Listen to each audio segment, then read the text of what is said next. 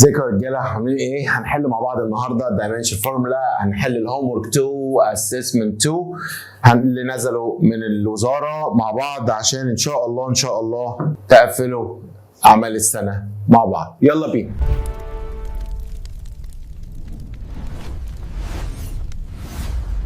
Which of the following correctly express the concept of dimensional formula؟ كلمة dimensional formula قلنا يا جماعة اللي هي الام والال والتي، اللي هو السيمبل اللي بيعبر عن اليونت بتاعتنا، ام ماس بكيلوجرام، ال لينث بالمتر، تي تايم بالايه؟ بالسكند.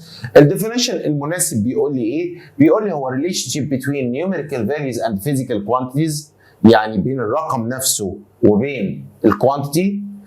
Expressing the physical quantities in terms of fundamental quantities، يعني أنا هعبر عن أي physical quantities using the fundamental quantities اللي هي الM والL والT. أعتقد ده أحسن حاجة لغاية دلوقتي. Expressing the physical quantities using SI units only، برضه صح، بس هي ديت. إيه الفرق هنقول دلوقتي؟ The mathematical relation between derived quantity، لا طبعا لو انا عايز اعمل mathematical relation between the derived quantities مش محتاج الدايمنشنال فورمولا. طب اول واحده بيقول the relation between numerical و quantities، لا هي الاجابه بتاعتنا ان انا بعبر عن اي physical quantities عن طريق الفاندمنتال quantities بتاعتي اللي هي الام والال والايه والتي. طب ليه يا مستر اس واي يونت؟ قال لي عشان الاس اي يونت او الانترناشونال سيستم انترناشونال اوف يونتس فيه 9 حاجات، لكن الدايمنشنال فورمولا هم 3 بس اللي هم الفاندمنتال اللي بنقول عليهم ام وال تي، يبقى الانسر بتاعتي بي. طيب What is the correct statement that describes the importance of dimensional formula؟ هي ليه مهمة؟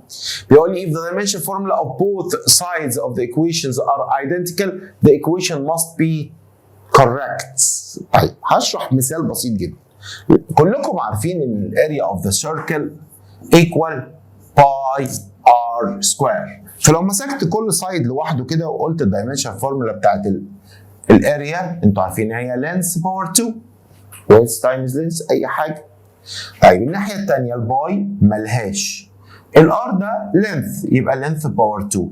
الانسر ده صح ولا مش صح؟ الليفت هاند سايد والرايت هاند سايد have the same dimensional formula ولا لا؟ اقدر اقول على الرول دي صح؟ قال لي ما ينفعش. نفترض واحد تاني بدل ما يكتب لي باي كتب لي 2 باي، بلاش يا عم كتب لي 20، مش هيطلع ال باور 2 برضه وال باور 2؟ اقدر اقول عليها صح؟ لا. يبقى هي هنا مش must be correct، هي may be correct. وقلنا الكلام ده كذا مره ان الدايمنشن فورمولا ما تقدرش تثبت ان الرول صح، هي تقدر تثبت بس ان الرول غلط. يعني لو الدايمنشن فورمولا بتاعت الليفت سايد مختلفه عن الرايت هاند سايد هقول له والله الرول بتاعتك غلط، لكن لو ايكوال بعض ما اقدرش اقول ان هي صح، اقدر اقول ان هي may be right، اللي هو dimension formula of both sides of the equation may be correct. هو ده الانسر بتاعي. حلو الكلام؟ If two physical quantities are the same type قبل ما اكمل قرايه same type يبقى اعرف اعمل لهم بلس، اعرف اعمل لهم ماينس، وطبعا تايمز ديفايدد عادي. لكن لو مش same type البلس والماينس ممنوع، لازم يبقوا same type. But the first follow the Gaussian system and the second Birch system. الله، دول معنى كده ان هما الاثنين ليهم يونتس مختلفه، واحد بالباوند واحد بالكيلو، واحد بالباوند واحد بالجرام، ما ينفعش اعمل لهم بلس طبعا. Which of the operation addition subtraction can be performed؟ الاثنين ما ينفعوش. Both can be performed، لا cannot be performed since they must have the same unit. هو ده الانسر. Only addition لا، only subtraction لا، لازم عشان اعمل addition او subtraction لازم الاثنين يكونوا in the same unit. Having the same dimensional formula on both sides of the equation confirm its validity, confirm its error, doesn't guarantee its validity, guarantees its validity. قلت لكم لازم الاثنين لو قد بعض. ده بيثبت لي ان القانون صح؟ لا، ده بيقول ان القانون may be correct، يبقى في possibility ان هو يكون right ويكون ايه؟ wrong. يبقى ايه انسر؟ احسن انسر هنا doesn't guarantee، ما بيضمنش ان هو يكون valid صالح يعني او صح. The unit measurement of physical quantity is dimension m power 0. الام كيلو جرام باور 0 يعني مع السلامه. ال ده المتر والتي ده السكند، بس الباور بتاعها نيجاتيف يبقى هكتبها تحت، يبقى سي باور نيجاتيف 2 ام اس باور نيجاتيف 2 او سوري اس باور 2 بس تحت، مش اس باور نيجاتيف 2، هي فوق نيجاتيف 2 لما نزلت تحت بقت ايه 2، يبقى ام اس باور 2 ده. وطبعا اللي انتوا عارفين ان ده اليونت اوف acceleration. طيب if the dimensional formula of quantity A is L T power negative 1 and B T power negative 1. طب انت عايز ايه؟ then dimensional formula of A times B. يلا بينا A times B. ال A بكام؟ L T power negative 1 times ال B بكام؟ T power negative 1. يلا احنا بنعمل times. البيز هو ادي الباور ال باور 1 مفيش هنا ال، التي باور نيجاتيف 1 ونيجاتيف 1 يبقى نيجاتيف 2، يبقى ال تي باور نيجاتيف 2 الانسر سي. An electric current has a magnitude of 7 milliampere 7 milliampere وعايز احولهم لمايكرو امبير. يا مستر هو ملي للمايكرو ستيب واحده، بس انا من الكبير للصغير، يبقى الباور بتاع ال 10 هيبقى بوزيتيف ولا نيجاتيف؟ قال لي لا بوزيتيف 3، يبقى هعمل 7 تايمز 10 to the power 3 اللي هي 7000 او 7 باور او 10 باور 3 ان شاء الله مايكرو امبير.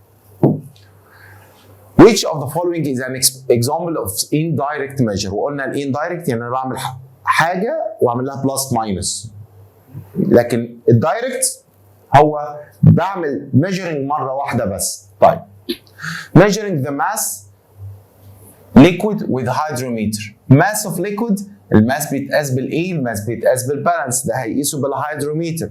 طب الهيدروميتر ده هيديني ايه؟ هيديني الدنستي اللي هي ماس اوفر فوليوم. عشان اجيب الماس بس لازم اعمل تايمز الفوليوم which means ان انا هعمل ماثيماتيكال اوبريشن، يبقى اقول له حضرتك ده indirect.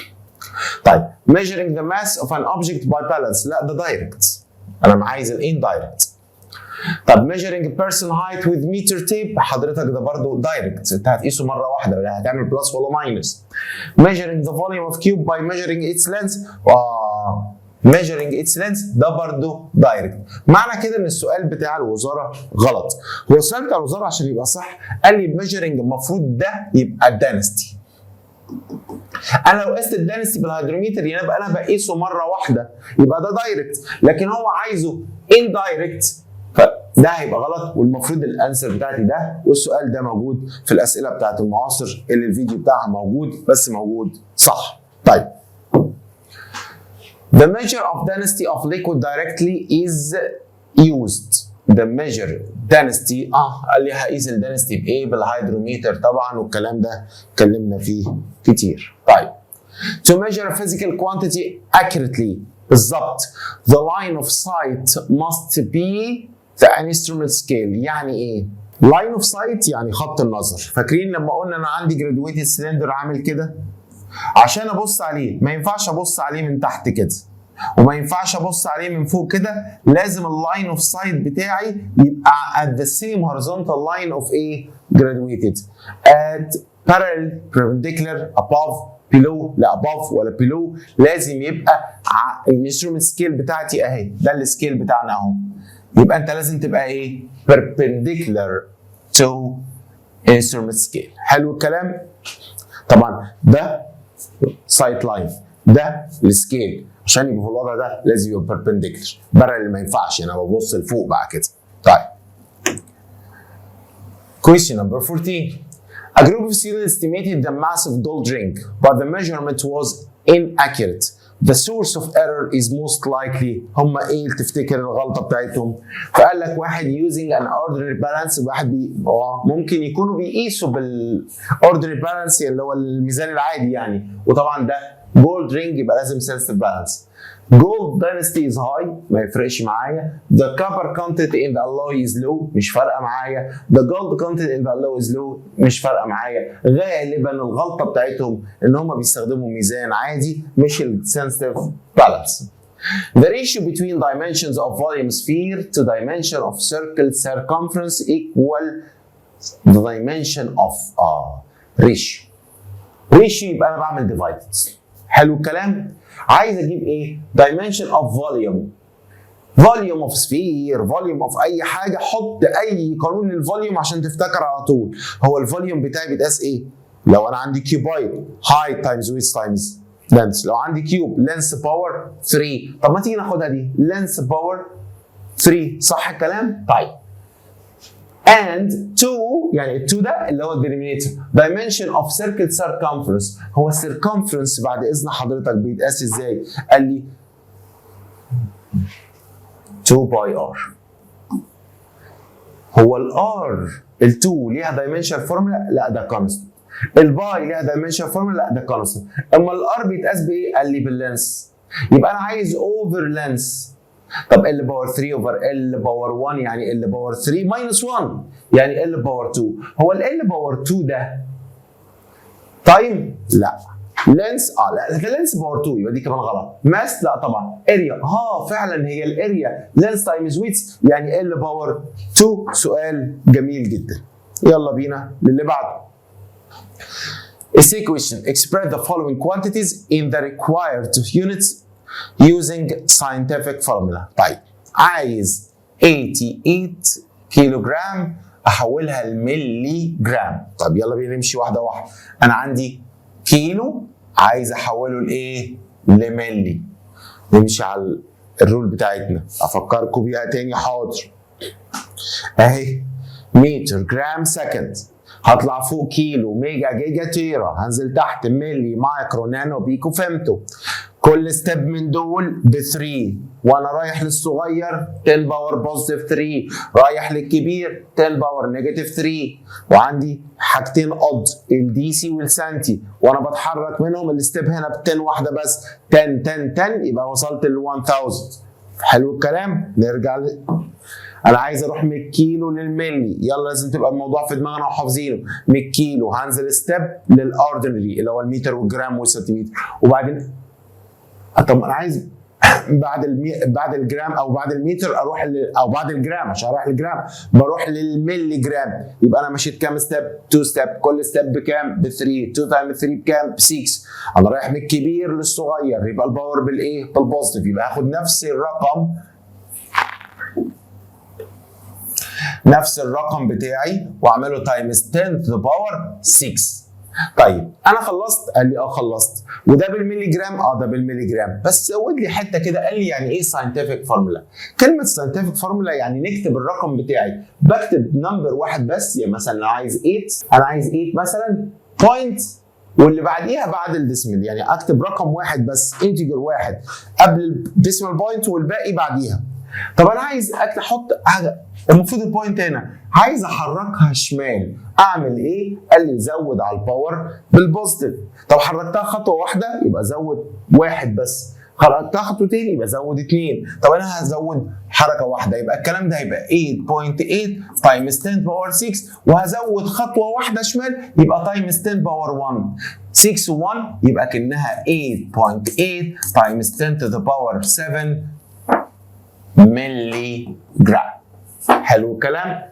طب اللي بعديها ايه الام كابيتال دي؟ ميجا.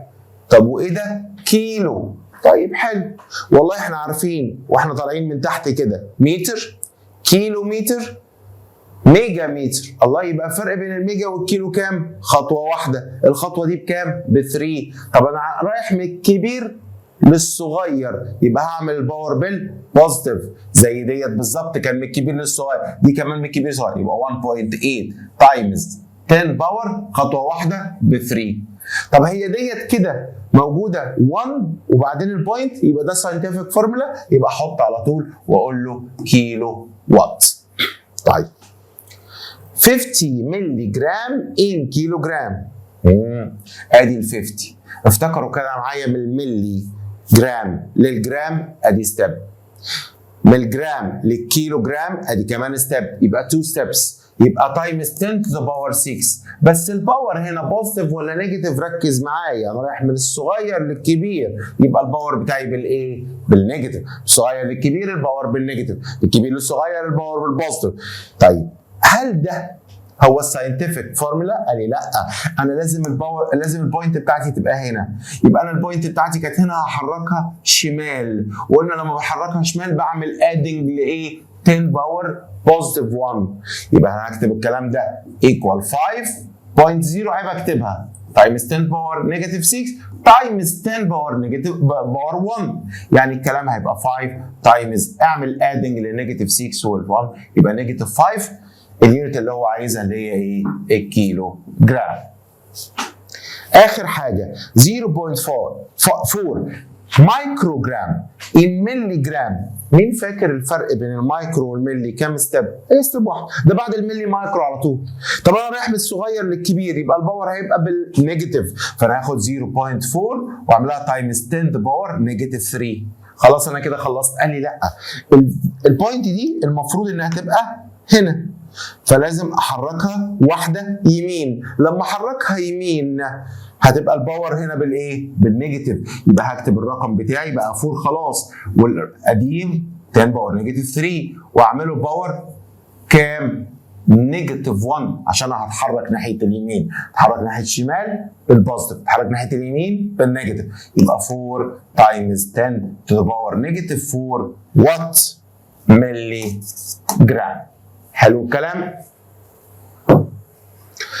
كده احنا خلصنا الهوم ورك. هنخش بقى على الاسسمنت، الجزء بتاع اعمال السنه عشان خاطر يركزوا معايا. طبعا عارفين الاسسمنت طول عمره بيجيب لي اساي، فالحمد لله اداني هنا سؤالين كده بيفرحني. مالتيبل تشويس. دايمنشن فورمولا اوف باي. ايه هي الباي؟ قال لي الباي بتاعت السيركل اللي احنا بنستخدمها في الرول بتاعت السيركل. ايه يا عم الباي دي؟ قال لي يعني دي رقم او اللي هو 22/7. هو ده نمبر صح؟ هو اي نمبر في الدنيا كونستنت ليه؟ يعني انت بتقول باي ايه؟ باي جرام؟ باي متر؟ لا، باي وخلاص. يبقى ملهاش دايمنشن فورمولا. يبقى الباي ملهاش دايمنشن فورمولا. يبقى الام باورها 0 والال باورها 0 والتي كمان باورها ايه؟ 0 اللي هي الانسر بي. Question number 2 بيقول the physical quantity that has dimension formula LT power negative 1 so it's unit in the Gaussian system. Gaussian system اللي هو الفرنش سيستم. الفرنش سيستم افتكروا ان هو بيقيس الحاجات الصغيره قوي، فاللينث لما بيجي يقراه بيقراه بالايه؟ بالمتر. قال لي لا بيقراه بالسنتيمتر. طب والتي لما بيقراها قال لي كلهم متفقين على التي ايه؟ بالسكند. بس بعد اذن حضرتك هي السكند هنا فوق ولا تحت؟ باورها نيجاتيف يبقى تحت، يبقى سنتيمتر بير سكند، وممكن اكتبها سنتيمتر دوت سكند واحط للسكند باور نيجاتيف ايه؟ 1. التو يونتس بالطريقتين صح. ايه اللي موجود عندي؟ سنتيمتر بير سكند باور نيجاتيف 1 اللي هي الاجابه بي. تمام؟ density equal m over v. ايه m over v؟ mass over volume، وخدناها السنه اللي فاتت وما تنساهاش ومطالب بيها السنه دي. So the dimensional formula and unit of measurements in the British system. British هو ايه البريتش ده؟ ده اللي كانوا بيقيسوا الماس بالباوندز، اللي كانوا بيقيسوا اللينس بالفيت. برافو عليك. طيب هو الماس اصلا بيتقاس بالايه؟ قال لي والله بيتقاس بالام as the dimensional formula. طب والفوليوم؟ قال لي حضرتك هو الفوليوم يعني ال باور 3 اللي هو لينس تايمز ويدث تايمز هايت. طب لما اجي اكتبها يبقى ام ال باور نيجاتيف 3. ده الدايمنشن فورمولا بتاعتها. ام ال باور نيجاتيف 3 ام ال باور نيجاتيف 3 ام ال باور نيجاتيف 3. يبقى اول واحده دي غلط. طيب تعالوا نشوف بقى الماس في البريتش سيستم بيتقاس بالايه؟ قال لي والله الماس في البريتش سيستم بيتقاس بالباوند. طب واللينث في البريتش سيستم بيتقاس بايه؟ قال لي بالفوت. بس الفوت هنا باور ايه؟ 3. يبقى المفروض باوند بير فوت باور 3. باوند بير فوت باور 3 هي دي الانسر. ده جرام وسنتيمتر. لا ده انت فاكرني في الفرنش ولا ايه؟ ده كيلو جرام؟ لا طبعا ده في المترك. يبقى الانسر بتاعتي نمبر A.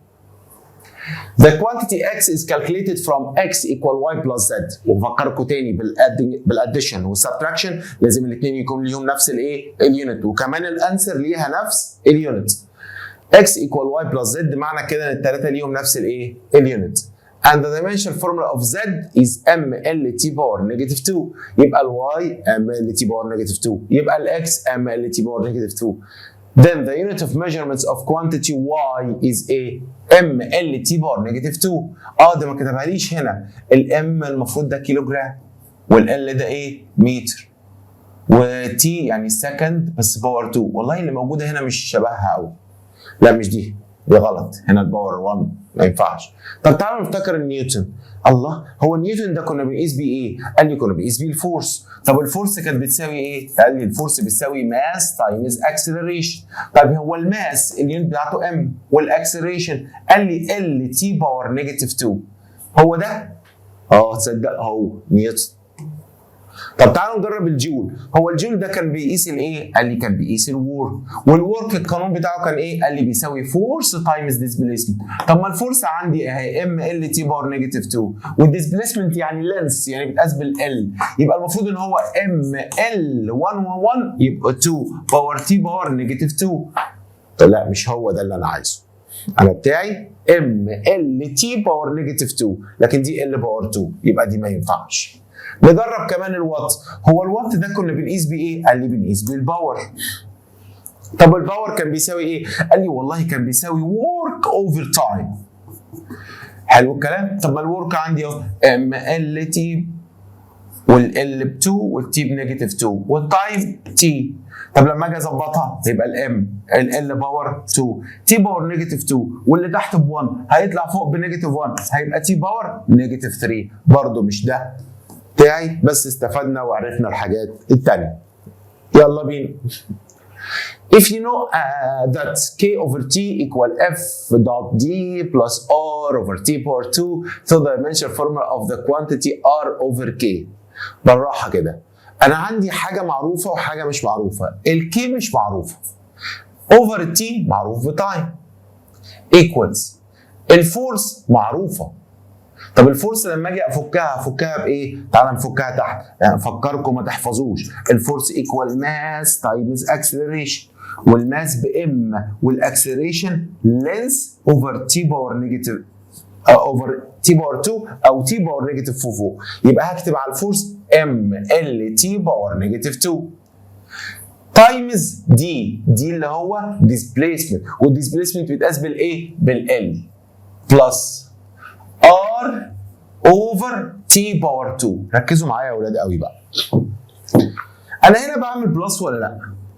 يبقى ده ليه نفس اليونت بتاع ده، والانسر بتاعتهم ليهم نفس اليونت، كلهم ليهم نفس اليونت.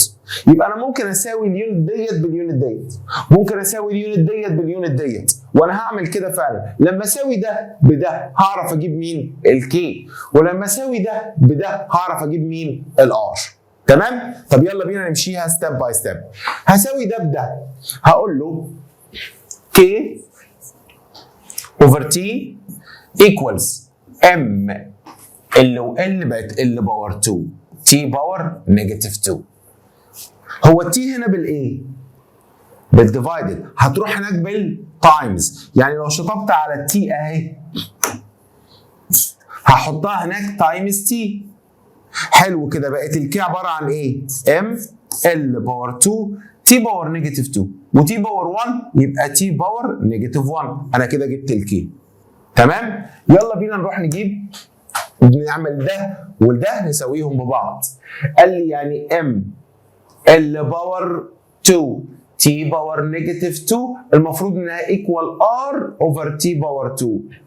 هو التي باور 2 هنا بالايه؟ بالديفايدد، هتروح هناك بالايه؟ بالتايمز. يبقى هسيب الار زي ما هي واكتب هنا ام ال باور 2 تي باور نيجاتيف 2 تايمز تي باور 2. هو دي نيجاتيف 2 و2 مش هيبقوا زيرو، يبقى التي هنقول لها باي باي مع السلامه. يبقى الار بتاعتنا عباره عن ايه؟ ام ال باور 2. طب انت عايز ايه؟ قال لي بص حضرتك انا عايز ار اوفر كي اهي. الار بكام؟ قال لي ام ال باور 2 والكي كتبتها بكام؟ بام ال باور 2 تي باور نيجاتيف 1. طب ممكن نصفي الموضوع مع بعض؟ الام باور 1 والام اللي تحت لما تطلع فوق باور نيجاتيف 1 يعني هيضيعوا مع بعض باي باي يا ام. ال باور 2 والتي باور 2 لما يضيعوا مع بعض باي باي يا تي. باي باي يا ال سوري. التي تحت باور نيجاتيف 1 لما تطلع فوق تبقى ايه؟ تي. يبقى الدايمنشال فورمولا هي تي باور 1. طب يا مستر لو حبيت احط ام وال حطهم باور 0 يا باشمهندس عشان نقول لهم باي باي. يبقى ام باور 0 ال باور 0 تي باور 1. الانسر بتاعي نمبر بي. سؤال جميل جدا جدا وبيتكرر قوي قوي في الحته ديت. يا ريت اللي مش فاهم يرجع تاني يعيد السؤال ويتفرج عليه كمان مرة. The dimensional formula of the physical quantity x is ml power 2 t power negative 2 and y l t power negative 2. So the measuring unit of x divided y in the British system. موضوع سهل جدا. نظبط الأول dimensional formula وبعدين نروح للبريتش سيستم بتاع الباوند والفيت. طيب x over y x over y. الاكس بكام يا معلم؟ m l باور 2 t باور نيجاتيف 2 والواي l t باور نيجاتيف 2. يلا نظبط. الام فوق مفيش تحت يبقى m. ال باور 2 فوق وتحت باور 1 بعمل ديفيجن يبقى هعمل سبتراكشن للباور 2 ماينس 1 يعني l. تي باور نيجاتيف 2 وتي باور نيجاتيف 2 لو طلعت فوق تبقى تي باور 2. النيجاتيف 2 هتاكل ال 2 يبقى تي باور 0 يبقى التي مع السلامه. يبقى الدايمنشال فورم بتاعتي ام ال. لو عايز تحط التي حط لها باور 0. طب تعالى بقى نحول ده لبريتش سيستم. هو الماس في البريتش سيستم بيتقاس بالايه؟ هو اللينس في البريتش سيستم بيتقاس بالايه؟ يبقى اليونت اللي انا عايزها باوند دوت فوت اللي هي الانسر بي. موافقون؟ يلا بينا. The distance between the atom in a crystal is كذا مليمتر. عايزها بالسنتيمتر. اتحرك من المليمتر للسنتيمتر يبقى اتحرك من الصغير للكبير يبقى الباور بالنيجاتيف. طب من المليمتر للسنتيمتر هاخد ستيب فيها 10 باور 3 ولا هي 10 واحده بس؟ 10 باور نيجاتيف 1 يبقى 10 تايمز 10 باور نيجاتيف 4 هعملها تايمز 10 باور نيجاتيف ايه؟ 1. طيب هنا هعمل ايه في الباور؟ هعمل ادنج للباور يبقى 10 باور نيجاتيف 5 وات سنتيمتر اللي هي الانسر بتاعتي نمبر بي. واعتقد انتم ملاحظين ان المعظم بتاعت الانسر بي. بس تيك كير لو جالك مدرس غلط زي في الامتحان ولخبط لك الاجابات اوعى تبصمج. يلا بينا. The mass C equals sum of two masses. A equals 310 و B equals 6000 جرام. تاني وحلينا سؤال زي ده في المعاصر 3 طن و 6000 جرام. Then the mass of C is equal to كام كيلوجرام؟ انت عايز تطلعها بالكيلوجرام يبقى انا لازم اعمل ده احوله للكيلوجرام. ده لازم احوله للكيلوجرام وده لازم كمان احوله للكيلوجرام. طب بالراحه كده ستيب باي ستيب. هو انا لو عايز 3 طن احنا قلنا الطن عباره عن 1000 كيلوجرام يبقى 3 تايمز 10 to the power 3 كيلوجرام. او لو عايز تكتبها 3000 كده ماشي انا موافق. طيب ال 6000 جرام كام كيلو جرام؟ قال لي حضرتك هو 6000 جرام عشان احولها للكيلوجرام اللي اكبر منها هيبقى اخد ستيب واحده 10 باور 3 بس انا من الصغير للكبير يبقى الباور هيبقى بالنيجاتيف يبقى هعمل تايمز 10 باور نيجاتيف 3 يبقى ادي هكتب 6000 تايمز 10 باور نيجاتيف 3. طب ما دول هم هيروح مع دول يبقى الكلام هيبقى 6 بس. 6 ايه؟ 6 كيلو جرام ودول كام؟ 3000 كيلو جرام. اعمل لهم بلس يا باشمهندس تطلع الاجابه 3006 كيلو جرام اللي هي الانسر نمبر دي. خلي بالك خلفت المره دي وجت دي. يلا بينا. عايز an example of direct measure. direct measure يعني هنقيس الحاجه مره واحده مش هنعمل ماثيماتيكال. روم اريا يعني انا هعمل لينس تايمز ويتس هعمل ماثيماتيكال. بادي ماس باي سنسيف سكيل ده انا ممكن اقيس مره واحده هقيسه. طيب density هقيس الماس والفوليوم واعمل ديفايدد لا شكرا. كيوبويد فوليوم باي ميجرنج لينس ويتس واعملهم تايمز بعض لا شكرا. الاجابه بتاعتي بادي ماس اوف سنسيف سكيل بس هو ده مش بيتكلم على هيومن بادي طبعا هو بيتكلم على ماس صغيره جدا اللي اقدر احطها على السنسيف سكيل. Which of the following measurements is considered an indirect؟ indirect يبقى انا هعمل mathematical فورمولا measuring speed with speedometer، ده انا كده بقيس مره واحده صح؟ speedometer ده بيقيس مره واحده، اللي هو بيمسكوه كده والناس بتجري او العربيات بتجري زي الرادار بتاع العربيه، ده بيقيس مره واحده، يبقى ده غلط. volume measuring by graduated cylinder، graduated cylinder ابص عليها واحط عيني صح السايت لاين بيربنديكولار على السكيل يطلع بالظبط رقم، خلاص مش بعمل ماثيماتيكال كويشن، انا عايز حاجه indirect يعني اعمل. density by using hydrometer، الهيدروميتر بيقيس الدنسيتي على طول، يبقى ده برضه غلط. area by metric tab، area يبقى انا هعمل length times width، يبقى هو ده اللي انا عايزه، هي الانسر دي، هعمل mathematical operation عشان تبقى indirect measure. Write each of the following quantities in the required unit between brackets. طيب train speed 180 كيلومتر، عايز احولها لمتر بير سكند. هكتبها ازاي ودي مهمه جدا.